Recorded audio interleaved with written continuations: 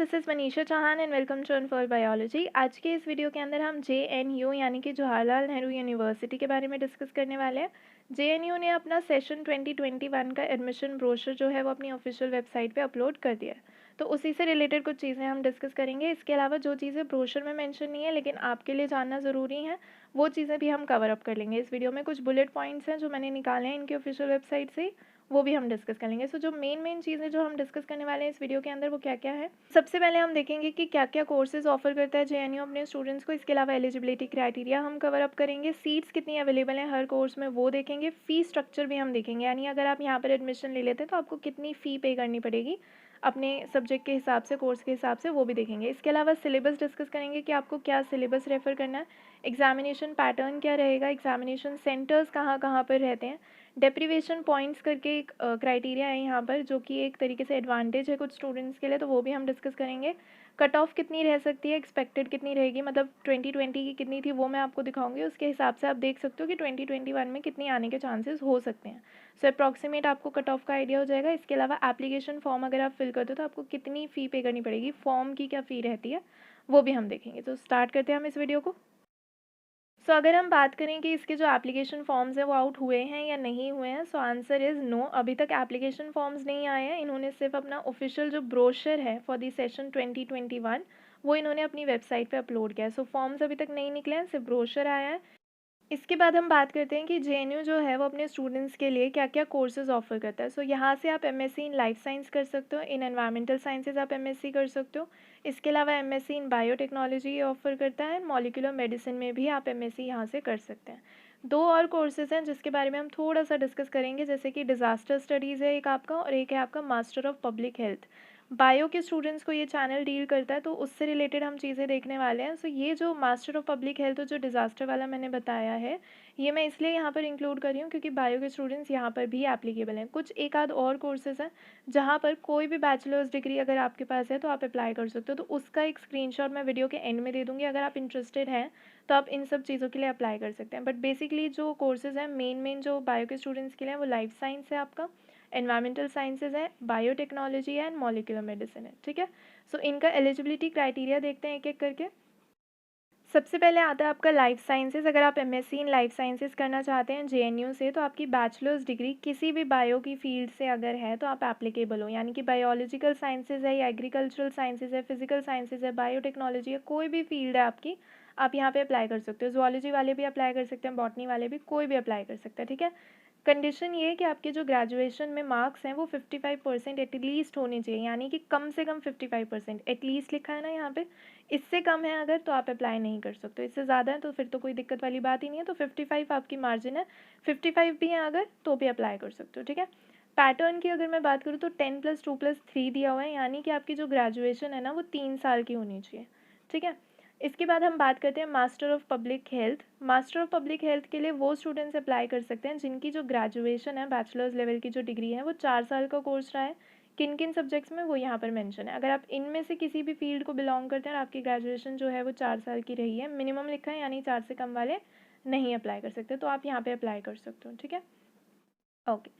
फिर आते हैं हम एनवायरमेंटल साइंसेज के लिए कौन कौन अप्लाई कर सकता है। तो यहाँ भी एक ओपन क्राइटेरिया है, यानी कि काफ़ी सारे स्टूडेंट्स यहाँ पर भी एलिजिबल हो जाएंगे। बायो के सभी स्टूडेंट्स इसके लिए अप्लाई कर सकते हैं। एनवायरमेंटल साइंसेज के लिए लिखा हुआ है ना कि BSc डिग्री और equivalent in any branch of basic और अप्लाइड साइंसेज। तो साइंस के सभी स्टूडेंट्स हैं, उसमें हम भी आते हैं, बायो के स्टूडेंट्स भी आते हैं, तो वो सब भी अप्लाई कर सकते हैं। पैटर्न आपका अगेन वही 10+2+3, यानी कि आपकी ग्रेजुएशन होनी चाहिए 3 साल की। BE के स्टूडेंट्स, BTech वाले और MBBS वाले भी यहाँ अप्लाई कर सकते हैं। इसके अलावा आपके मार्क्स वही मांगे हुए हैं 55% या इससे ज़्यादा, इससे कम नहीं होने चाहिए। ठीक है, ओके। फिर हम बात करते हैं MSc इन बायोटेक्नोलॉजी। यहाँ पर एक छोटा सा ट्विस्ट है। MSc इन बायोटेक्नोलॉजी का जो एग्ज़ाम है JNU का, वो JNU नहीं कंडक्ट कराता, यानी कि अगर आपको JNU से MSc इन बायोटेक्नोलॉजी करनी है ना तो आपको GAT-B का एग्ज़ाम देना पड़ेगा। GAT-B का एक एग्ज़ाम होता है जिसके बेसिस पे काफ़ी सारी यूनिवर्सिटी जो हैं वो बायोटेक के एडमिशन्स लेती हैं। ठीक है, एक आध और कोर्सेज़ हैं वो आप देख सकते हो, इसकी लिस्ट मैं डिस्क्रिप्शन में दे दूँगी, कौन कौन सी यूनिवर्सिटी जो है वो किस किस कोर्स में GAT-B का स्कोर कंसिडर करती है। उसी में से एक आपकी JNU हो जाती है। JNU MSc इन बायोटेक्नोलॉजी के जो एडमिशन होते हैं वो GAT-B के रैंकिंग के अकॉर्डिंग करवाते हैं। ठीक है, अगर आप यहाँ पे MSc इन बायोटेक्नोलॉजी करना चाहते हो तो आपको GAT-B का एग्ज़ाम देना पड़ेगा। लेकिन एलिजिबिलिटी जो है वो जेएनयू ही डिसाइड करता है। और एलिजिबिलिटी यहाँ पर भी वही है, आप अगर बायो के स्टूडेंट्स हैं तो आप अप्लाई कर सकते हैं, चाहे आप बायो केमिस्ट्री के हैं, बायो इन्फॉर्मेटिक्स है, biotechnology, botany, microbio, zoology, everyone can apply अगर आप बायो के स्टूडेंट हैं तो। ठीक है, चलिए यहाँ पे भी वही चीज़ें हैं कि आपके 55% मार्क्स होने चाहिए, उससे ज़्यादा होंगे तो कोई प्रॉब्लम नहीं है, लेकिन कम नहीं होने चाहिए। ठीक है, next we have molecular medicine. अगर आप मास्टर्स करना चाहते हो मॉलिक्यूलर मेडिसिन में फ्रॉम जेएनयू, तो आपकी बैचलर्स डिग्री बेसिक या अप्लाइड साइंस के किसी भी ब्रांच में अगर है तो आप यहाँ पर अप्लाई कर सकते हो, यानी कि जितने भी बायोलॉजी के स्टूडेंट हैं वो सभी यहाँ पर एप्लीकेबल हैं। बस शर्त इतनी है कि आपके जो मार्क्स हैं वो 55% या उससे ज़्यादा होने चाहिए, उससे कम नहीं चलेंगे। अगर आपके कम नंबर है, 55% से कम मार्क्स हैं, तो फिर आप अप्लाई नहीं कर सकते हो। ठीक है, डिज़ास्टर स्टडीज़ की अगर हम बात करें तो बैचलर्स डिग्री किसी भी सोशल साइंस या नेचुरल साइंस या किसी भी प्रोफेशनल स्ट्रीम में अगर आपने अपनी बैचलर्स की हुई है तो आप यहाँ पे अप्लाई कर सकते हो, यानी कि बायो के स्टूडेंट भी यहाँ पर अप्लाई कर सकते हैं अगर वो इंटरेस्टेड हैं। तो यहाँ पे भी वही क्राइटेरिया है कि 55% या उससे ज़्यादा मार्क्स चाहिए, कम वाले अप्लाई नहीं कर सकते। तो अगर आप देखो जो मेन सब्जेक्ट्स हैं जिसको बायो के जो स्टूडेंट्स हैं वो टारगेट करते हैं, जैसे कि मॉलिक्यूलर मेडिसिन हो गया, लाइफ साइंस हो गया, बायोटेक्नोलॉजी हो गया या एनवायरमेंटल हो गया, इन सभी फील्ड में ऑलमोस्ट सभी बायो के जो स्टूडेंट्स हैं वो अप्लाई कर सकते हैं, कोई ऐसा रिस्ट्रिक्शंस नहीं है, बहुत ही ब्रॉड सा इन्होंने क्राइटेरिया दिया हुआ है। सो ये एलिजिबिलिटी हमने डिस्कस कर ली है। इसके बाद हम आते हैं कि कितनी सीट अवेलेबल हैं किस कोर्स में जेएनयू के under.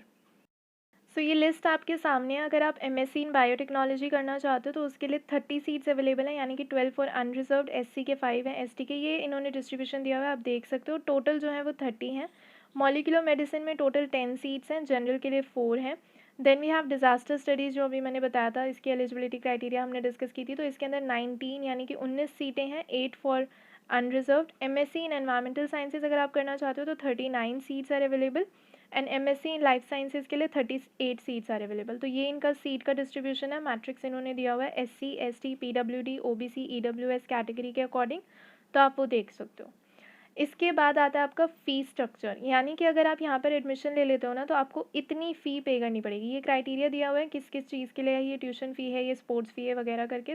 Then we have application form की फ़ी, जो आप एप्लीकेशन फ़िल करोगे ना जेएनयू के एडमिशन के लिए, आप एप्लीकेशन फ़िल करोगे उस टाइम पे जो आपको फ़ी देनी पड़ेगी उससे रिलेटेड है ये जो स्क्रीनशॉट है ये 2020 वाले ब्रोशर से है। ठीक है, 2021 के ब्रोशर में ये नहीं मेंशन था क्योंकि अभी तक फॉर्म्स नहीं आउट हुए हैं, जैसे ही फॉर्म्स आउट होंगे वो ये भी बता देंगे कि कितनी फ़ी है, बट फॉर नाउ उन्होंने कुछ नहीं मेंशन किया हुआ। तो ये मैंने पुराने ब्रोशर से यहाँ पर रखा है सो दैट आपको एक आइडिया हो जाए। ठीक है, अगर आप देखो यहाँ पे तो ये 2 ब्लॉक्स दिए हुए हैं, यहाँ पर आपको फोकस करना है क्योंकि आप एमएससी के लिए अप्लाई करने वाले हो। चॉइसेस करके यहाँ पर लिखा हुआ है, आप एक ही फॉर्म फिल करोगे उसमें 3 चॉइसेस आप मैक्सिमम कर सकते हो कि आपको क्या क्या कोर्सेज़ के लिए अप्लाई करना है, तो 3 आप चॉइसेस कर सकते हो। उसी के अकॉर्डिंग आपकी एप्लीकेशन फॉर्म की फ़ी रहेगी। अगर आप एक चॉइस करते हो तो 530, 2 चॉइसेस लेते हो तो 800, एंड 3 चॉइसेस फिल करते हो तो 1000 रुपीज़ जनरल कैटेगरी की अगर मैं बात करूँ। बाकी कैटेगरी वाइज आप देख सकते हो अपना अपना। चलिए आगे बढ़ते हैं। जो स्टूडेंट्स अभी अपने ग्रेजुएशन के फाइनल ईयर में हैं और उनके अभी एग्जामिनेशन नहीं हुआ है या उनका अभी रिजल्ट नहीं आया है तो उन्हें अपीयरिंग की कैटेगरी में कहते हैं हम। सो ये जो अपीयरिंग वाले स्टूडेंट्स हैं ना, जो अपनी क्वालिफाइंग एग्जामिनेशन में अभी अपीयर होने वाले हैं, अभी तक नहीं हुआ उनका एग्ज़ाम, वो स्टूडेंट्स भी जेएनयू का जो फॉर्म है वो फिलअप कर सकते हैं, कोई दिक्कत वाली बात नहीं है। आपको ये और ज़्यादा डिटेल में पढ़ना है तो 131 जो पेज है, 131 पेज नंबर नए वाले ब्रोशर का, जिसका लिंक मैं डिस्क्रिप्शन में दे दूँगी, आप वहाँ से पढ़ सकते हो। ठीक है, सो जो अपीयरिंग वाले स्टूडेंट्स हैं वो अप्लाई कर सकते हैं। इसके अलावा जेएनयू के जो हॉस्टल्स हैं वो भी अवेलेबल रहते हैं उन स्टूडेंट्स के लिए जो दिल्ली को बिलोंग नहीं करते। चलिए इसके बाद हम बात कर लेते हैं, वो जो मैं 3 बता रही थी ना कि 3 चॉइसेस हैं, उससे रिलेटेड एक क्राइटेरिया है या मैं ये कहूँ कि एक कंडीशन है जो आपको समझनी ज़रूरी है। देखो, आप एक ही फॉर्म फिल करोगे, उसके अंदर आप 3 चॉइसेस रखोगे, यानी कि आप कौन सी 3 फील्ड ऑफ स्टडी हैं आपकी, वो चॉइसेस आप रखोगे। ठीक है, अब आप जो फील्ड ऑफ स्टडी है ना उसको चूज़ कैसे करोगे, ये लोग जब अपने फॉर्म्स वगैरह निकालेंगे ना तो ये एक अनेक्शर देंगे, उस अनेक्शर 3 में ये बताएंगे कि एग्जामिनेशन का स्केड्यूल क्या है, कौन से सब्जेक्ट का एग्जामिनेशन कब होना है, और उसी के अकॉर्डिंग आपको 3 ऐसे कोर्सेज सेलेक्ट करने हैं जिसमें आप इंटरेस्टेड भी हो और जो क्लैश भी ना करें। क्लैश ना करें यानी एक ही दिन नहीं होने चाहिए वो एग्जामिनेशन, तो आप उसके लिए अपीयर हो सकते हो, आप उसको फॉर्म में फिल कर सकते हो। ठीक है, तो उसके बेसिस पे आपको अपनी 3 चॉइसेस सेलेक्ट करनी है, जो ये निकालेंगे ना कि स्केड्यूल क्या एग्जामिनेशन, जब भी फॉर्म्स निकालेंगे तो स्केड्यूल भी निकालेंगे, उसके अकॉर्डिंग आपको सेलेक्ट करना है। सो वो जो 3 चॉइसेस थी, जैसे मैं यहाँ पे दिखा देती हूँ, ये जो 3 चॉइसेस हैं आपकी इस अकॉर्डिंग सेलेक्ट होनी चाहिए। ये चीज़ नए वाले ब्रोशर में साफ साफ मेंशन किया हुआ है। ठीक है, इसके बाद हम बात कर लेते हैं स्कीम ऑफ एग्जामिनेशन की। आपका जो एग्ज़ाम होगा ना वो कंप्यूटर बेस्ड टेस्ट होगा, यानी पेन पेपर मोड नहीं रहेगा, आपका कंप्यूटर पे एग्ज़ाम लिया जाएगा। 3 घंटे का आपका एग्ज़ाम रहेगा। एमसीक्यू टाइप क्वेश्चंस रहेंगे, यानी कि मल्टीपल चॉइस क्वेश्चंस होंगे। 100 क्वेश्चंस होंगे और हर करेक्ट आंसर के लिए आपको 1 नंबर मिलेगा और कोई भी नेगेटिव मार्किंग यहाँ पर नहीं है। यानी कि अगर आप सही करते हो आंसर तो आपको 1 नंबर मिलेगा, अगर आप गलत करते हो तो कोई भी वहाँ से डिड्यूस नहीं होगा नंबर, उसके लिए आपको 0 मार्क कर लिया जाएगा। ठीक है। एग्जामिनेशन जो आपका पेपर आएगा वो इंग्लिश मीडियम में आएगा। Medium of paper will be English only. ठीक है। चलिए अब हम बात कर लेते हैं सिलेबस के बारे में। ठीक है। सिलेबस जो entrance examination of life science का अगर है, एमएससी इन लाइफ साइंस में जो अप्लाई करेंगे स्टूडेंट्स, उनके लिए मैं बता रही हूँ सिलेबस। यहाँ पर आपकी बेसिक जो लाइफ साइंस की नॉलेज है या जो बायोलॉजिकल साइंस की नॉलेज है ना, वो यहाँ पे आपकी टेस्ट की जाएगी। जो यूजीसी अप्रूव्ड कोई भी आप सिलेबस ले सकते हो और उस सिलेबस के रिस्पेक्ट में अपना सब्जेक्ट प्रिपेयर कर सकते हो। ठीक है। यहाँ पे सारी लाइफ साइंस यानी कि आपकी botany, zoology, biotech, everything will be included. ठीक है। सो यहाँ पे एज सच कोई स्पेसिफिक सिलेबस नहीं दिया हुआ है, एक बहुत ही ब्रॉड सा इन्होंने लिखा हुआ है और साफ साफ लिखा हुआ है कि कोई स्पेसिफिक सिलेबस नहीं है टेस्ट के लिए, बट कैंडिडेट्स को ये एडवाइस किया जा रहा है कि वो यूजीसी अप्रूव्ड कोई भी सिलेबस ले सकते हैं in the respective subjects for guidance. ठीक है। चलिए इसके बाद आपका आता है मास्टर ऑफ पब्लिक हेल्थ। इसकी एलिजिबिलिटी क्राइटेरिया भी हमने डिस्कस की थी, तो इसका सिलेबस अगर आप देखना चाहते हो तो ये सिलेबस है इसका। यहाँ पे हिस्ट्री ऑफ पब्लिक हेल्थ से रिलेटेड काफ़ी सारी चीज़ें हैं, डिजीज़ से रिलेटेड है, एंटोमोलॉजी है, then we have health planning, then nutrition है, एनवायरमेंटल सैनिटेशन है, मेंटल हेल्थ है, अर्बन हेल्थ है। तो इस तरीके से करके इन्होंने टॉपिक्स बनाया हुआ है, आपको इससे रिलेटेड क्वेश्चन जो है वो एग्जाम में देखने को मिल जाएंगे। Then we have environmental sciences. यहाँ पर जो पेपर है वो 2 पार्ट्स में डिवाइडेड होगा। पार्ट 1 जो होगा उसके अंदर जो क्वेश्चंस रहेंगे वो साइंस एंड मैथमेटिक्स से रहेंगे, जो कि 10+2 यानी कि 12th के लेवल तक के रहेंगे। पार्ट 2 रहेगा जिसके अंदर जो क्वेश्चंस रहेंगे वो physics, chemistry, mathematics, geology, botany, zoology इन सब से रहेगा और बीएससी लेवल का कंटेंट आएगा, यानी कि एक हाई फाई पेपर आपको देखने को मिल सकता है। ठीक है। सो पार्ट 1 एंड पार्ट 2 रहेगा। एनवायरमेंटल साइंसेज का सिलेबस ये इन्होंने दिया हुआ है। Then we have molecular medicine. यहाँ पे थोड़ा सा अच्छा खासा ब्रॉड तरीके से इन्होंने बताया हुआ है कि सिलेबस में क्या आएगा। तो यहाँ पे भी 2 पार्ट्स रहेंगे, part A and part B. Part A के अंदर आपका आएगा बेसिक मैथमेटिक्स, आपकी 10th के लेवल की ज्योमेट्री आएगी, स्टैट्स आएगी, अरिथमेटिक्स आएगी, लॉग वगैरह आएगा और बेसिक जो कंप्यूटर साइंस की नॉलेज है उससे रिलेटेड क्वेश्चंस रहेंगे। केमिस्ट्री आएगी, फिजिक्स आएगी, बेसिक जो zoology, बॉटनी, बायोलॉजी के जो फील्ड हैं वो आएंगे। Then we have general aptitude and reasoning और उसके अलावा जनरल अवेयरनेस। तो ये पार्ट ए के क्वेश्चंस हो जाएंगे। पार्ट बी की अगर मैं बात करूँ तो उसके अंदर काफ़ी सारे सब्जेक्ट्स हैं, जैसे बायोकेमिस्ट्री है, माइक्रोबायोलॉजी है, फिजियोलॉजी है। जो भी आप एमएससी के एंट्रेंसेस के लिए अगर आप बेसिकली तैयार कर रहे हो तो ये सब सेक्शंस भी आपके अल्टीमेटली तैयार हो जाते हैं। यहाँ पे जो ध्यान देने वाले सेक्शंस हैं वो है medicinal chemistry, then we have drug and drug resistance, जो कि नॉर्मली आप जब एमएससी की तैयारी करते हो जैसे लाइफ साइंस वगैरह की तो आप इन सब्जेक्ट्स को इतना टच नहीं करते हो। सो वो चीज़ें आप ध्यान देनी है आपको। एडवांस केमिस्ट्री वगैरह भी यहाँ पर है। सो ये हो गया आपका मॉलिक्यूलर मेडिसिन का सिलेबस। बायोटेक्नोलॉजी का आपको पता ही है कि गैट बी का एग्ज़ाम होता है, उसके बेसिस पे ये एडमिशन लेते हैं, मैं बता चुकी हूँ, तो उसके अकॉर्डिंग आप तैयार कर सकते हो। तो ये जो सिलेबस था मैंने बता दिया, ये सिलेबस आपको ब्रोशर में भी मिल जाएगा। Around I think page number 147 था जहाँ पर ये मेंशन था, तो आप वहाँ पर जा सकते हो। ब्रोशर में अराउंड इसी के होगा, स्क्रॉल कर सकते हो, वहाँ पे देखोगे तो सिलेबस मिल जाएगा। ठीक है।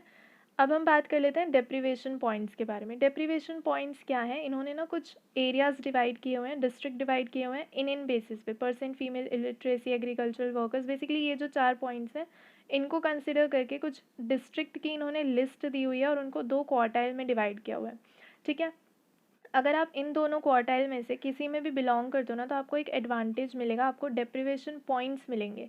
मैक्सिमम आपको 12 पॉइंट्स मिल सकते हैं। ठीक है। उससे ज़्यादा नहीं। तो यहाँ पर होता क्या है कि अगर आप मान लो क्वार्टाइल 1 को बिलोंग करते हो चाहे क्वार्टाइल 2 को बिलोंग करते हो, आपको डेप्रीवेशन पॉइंट्स दे दिए जाएंगे। आपका डिस्ट्रिक्ट अगर क्वार्टाइल 1 में बिलोंग करता है तो ये क्राइटेरिया के अकॉर्डिंग मिलेंगे आपको डेप्रीवेशन पॉइंट्स।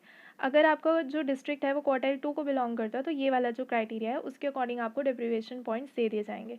हम यहाँ पर एमएससी के साथ डील कर रहे हैं तो हम पोस्ट ग्रेजुएट का देख लेते हैं। आपको 10th एंड 12th के बेसिस पे 3 पॉइंट्स दे दिए जाएंगे। यूजी यानी कि आपकी जो ग्रेजुएशन है, बीएससी की जो डिग्री है, उसके बेसिस पे 3 पॉइंट्स। ठीक है। क्वार्टाइल 2 को अगर आप बिलोंग करते हो तो पीजी के लिए 10th एंड 12th के बेसिस पे 2 पॉइंट्स, यूजी के बेसिस पे 2 पॉइंट्स। यहाँ पर आप देख सकते हो आपकी 10th एंड 12th के बेसिस पे कि आपकी 10th कहाँ से हुई है, 12th कौन से क्वार्टाइल से हुई है, उसके बेसिस पे भी एक क्राइटेरिया दिया हुआ है कि अगर आपकी 10th एंड 12th दोनों 1 से हुई है तो आपको बेनिफिट 1 का मिलेगा, दोनों 2 से हुई है तो 2 का बेनिफिट मिलेगा। अगर 10th 1 से हुई है, 12th 2 से हुई है तो आपको बेनिफिट क्वार्टाइल 1 का मिलेगा। अगर 10th क्वार्टाइल 2 से हुई है, 12th क्वार्टाइल 1 से हुई है तो भी बेनिफिट आपको क्वार्टाइल 1 का ही मिलेगा। ठीक है।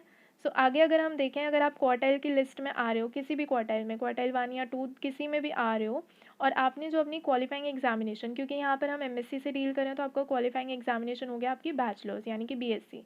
सो अगर आपने वो डिस्टेंट एजुकेशन प्रोग्राम के अंडर की हुई है ना, तो भी कोई दिक्कत वाली बात नहीं है, आप यहाँ पर एलिजिबल हो, आपको ये जो डेप्रीवेशन पॉइंट्स हैं ये अवॉर्ड कर दिए जाएंगे।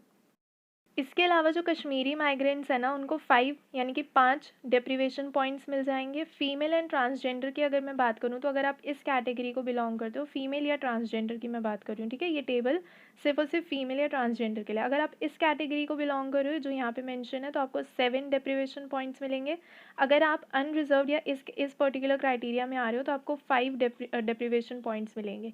यानी कि अगर आप जनरल कैटेगरी से हैं लेकिन आप एक फ़ीमेल हैं, आप किसी भी क्वार्टाइल को भी नहीं बिलोंग करें लेकिन आप एक फ़ीमेल हैं, तो आपको 5 डेप्रीवेशन पॉइंट्स अवॉर्ड कर दिए जाएंगे, ठीक है।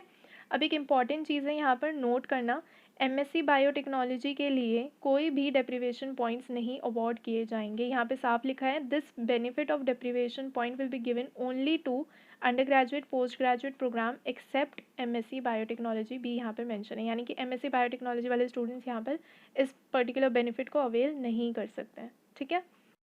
तो ये हो गया आपका डेप्रीवेशन पॉइंट्स के बारे में। जितना भी एमएससी से रिलेटेड डेप्रीवेशन पॉइंट्स के बारे में दिया हुआ था वो सारा का सारा मैंने आपको बता दिया। इसके अलावा भी अगर आप जानना चाहते हो, देखना चाहते हो इसके बारे में, तो ब्रोशर में मेंशन है क्लियरली सारी चीज़ें, वहाँ से आप देख सकते हो। अच्छा, जो पुराना ब्रोशर है ना 2020 का, उसके अंदर मुझे एक चीज़ मिली थी, test practice centre. So I thought कि मैं आपको भी दिखा दूँ। ये कुछ टेस्ट प्रैक्टिस सेंटर्स होते हैं जहाँ पे आप रजिस्टर कर सकते हो। अगर आप जेएनयू का फॉर्म भरते हो ना, तो यहाँ पे कंप्यूटर बेस्ड टेस्ट आपसे करवा लिया जाएगा। आपको एक आइडिया हो जाएगा कि किस तरीके से आपको एग्ज़ाम देना है, ठीक है। फ्री रहेगा, ये फ्री ऑफ कॉस्ट रहेगा, आपको रजिस्ट्रेशन वगैरह करना होता है, उसके बाद ही आपका एग्ज़ाम होता है। तो this is a very good thing, initiative इन्होंने लिया हुआ है, सो आई थॉट कि आपको बता दिया जाए। इसके बाद हम बात कर लेते हैं एग्जामिनेशन सेंटर्स की। जब आप फॉर्म फिल करोगे ना, एप्लीकेशन फॉर्म, तो उसमें आपसे पूछेंगे कि आप कौन कौन सी सिटीज़ के लिए अप्लाई करना चाहते हो, जहाँ पे आप एग्ज़ाम देना चाहते हो। तो आपका एग्ज़ाम सेंटर क्या होगा वो पूछेंगे, और वो आपसे 4 चॉइसेस पूछेंगे, ठीक है। तो ये कुछ लिस्ट है एग्जामिनेशन सेंटर्स की। ये पुराने वाला जो ब्रोशर है ना 2020 का, उसके अंदर आपको मिल जाएगी लिस्ट। इसके अलावा मैंने यहाँ पे स्क्रीनशॉट्स अटैच किए हुए हैं, आप देख सकते हो, काफ़ी सारे यहाँ पे सेंटर्स हैं। आई डोंट थिंक कि कोई सा स्टेट इन्होंने छोड़ा है, कोई सा डिस्ट्रिक्ट, जो भी आपको नियर बाय पड़ रहा है उसमें से आप 4 सेलेक्ट कर सकते हो, वहाँ पर आप एग्ज़ाम दे सकते हो, ठीक है। इसके बाद हम बात कर लेते हैं ईयर 2020 की कट ऑफ के बारे में। तो ये जो आप अपनी स्क्रीन पे देख रहे हो, ये कट ऑफ है ईयर 2020 की। इसका जो पीडीएफ है वो लिंक मैं कर दूँगी डिस्क्रिप्शन में। इसके अलावा ये टेलीग्राम में भी अवेलेबल है, आप कहीं से भी अवेल कर सकते हो। यहाँ पर अगर आप देखो, हमारे इंटरेस्ट के सब्जेक्ट कौन कौन से हैं, MSc in life science, environmental sciences and molecular medicine, तो उसकी कट ऑफ कुछ इस तरीके से जाती है, ठीक है। यहाँ पर आप unreserved, then SC, ST, OBC, EWS, पीडब्ल्यूडी कैटेगरी की कट ऑफ देख सकते हो, जो आपको पीडीएफ मिल जाएगा, नीचे डिस्क्रिप्शन में मैं लिंक कर दूँगी उसको। सो उसमें आप देख सकते हो कि मार्क्स भी दिए हुए हैं, रैंक भी दी हुई है। अगर आप कंपेयर करो तो सबसे ज़्यादा गई थी cut off MSc in molecular medicine में, then we have life sciences and then we have environmental sciences. और यहाँ पर नेगेटिव मार्किंग नहीं है, तो उस हिसाब से ये कट ऑफ एक्सपेक्टेड भी है, ठीक है। क्योंकि नेगेटिव मार्किंग नहीं है तो 70-74 तक कट ऑफ आराम से जाएगी लाइफ साइंस में। एनवायरमेंटल साइंसेज में थोड़ी डाउन जाएगी, मॉलिक्यूलर मेडिसिन में थोड़ी हाई जा रही है, ठीक है। तो इस अकॉर्डिंग आप अपनी तैयारी कर सकते हो। एंड इस वीडियो के लिए इतना ही था। I have discussed all the possible things जो आपको जेएनयू से रिलेटेड जाननी ज़रूरी है। आप collected every possible information from various sources. हर चीज़ को हमने डिटेल में डिस्कस किया है। एंड इसके अलावा भी अगर कोई क्वेरी रह जाती है तो you can comment down below, I will try to help you out with that. And इसके एप्लीकेशन फॉर्म्स अभी तक नहीं आउट हुए हैं, इसका सिर्फ ब्रोशर आउट हुआ है, जिसका लिंक मैं डिस्क्रिप्शन में दे दूँगी। अदरवाइज़ आप इसकी ऑफिशियल वेबसाइट पे जाके वहाँ से डाउनलोड कर सकते हो। So that's it for today. I hope कि ये वीडियो आपको हेल्पफुल रही है। If yes, then do hit the like button, share with your friends and do subscribe the channel. Thank you so much guys, bye bye.